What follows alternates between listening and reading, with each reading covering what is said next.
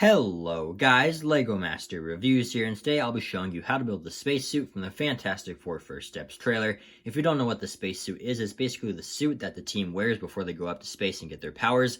So I'll be showing you how to build that in this video. And for those of you that don't have the Fantastic Four set, don't worry, because the only head from that set that I'll be using in this video is the Reed Richards one, but even then I'll offer some alternatives to that. Every other head in the set is either just too generic or, in Ben Grimm's case, inaccurate, since this is supposed to be before they get their powers. But without further ado, let's jump right on into this video. And here we have the Fantastic Four spacesuit, and starting with the legs, I got them from Lieutenant Beta from the Ahsoka show. I believe the minifigure specifically came in the Ghost set. Then this torso is from a 501st Jet Trooper, and those arms are from ARC Trooper 5s, but I did replace the hands with some white ones.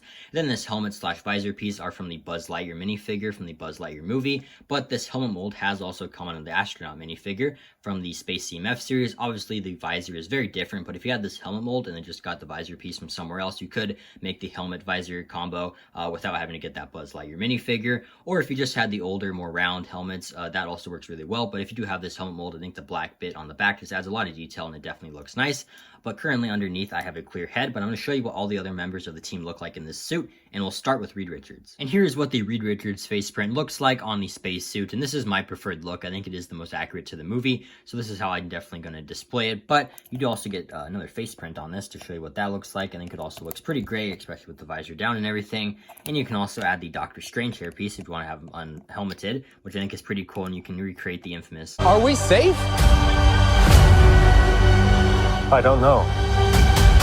But overall, I do think this is the best looking face print to use. But if you don't have this face print or you don't like the way it looks, I do have two other options to show you. The first option I have for you is the Din Djarin slash Mandalorian face print, which is obviously Pedro Pascal, so I think it works very well, and the mustache is even printed on there, so I think this is a great alternative, but I do have another option as well. The second option I have for you is the face print from Cassian Andor from the most recent Rebel U-Wing set. I think this one also works really great, especially with the facial hair, and you do also get a second face print too, so this is a great option as well as the Din Djarin face print, but I still think that the best head to use is the one from the official Reed Richards minifigure. Here's what the Sue Storm face print that's included in the Fantastic Four set looks like on the suit, and obviously this is a very generic and boring face print, so I'm going to show you what the face prints that I like to use on Sue Storm look like on the suit. And here is what the Tina Goldstein face print looks like inside the suit, and this is the face print I like to use for Sue Storm, so I'm really happy how this turned out.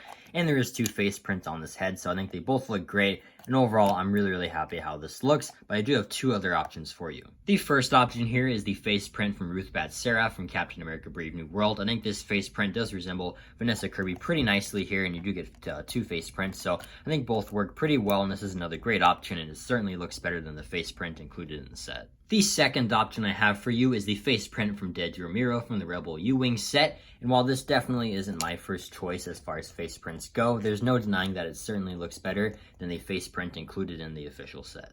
And all three of these heads look great when you go for the unmasked look, just using the hairpiece that's included in the set. You can see that it looks great on the Tina Goldstein face print, as well as the Ruth Bat Sarah face print, and even the Dedra Romero face print. So again, I think it's a great option if you don't want to have the helmet on there, maybe just don't have a helmet piece. That's also a great thing to do.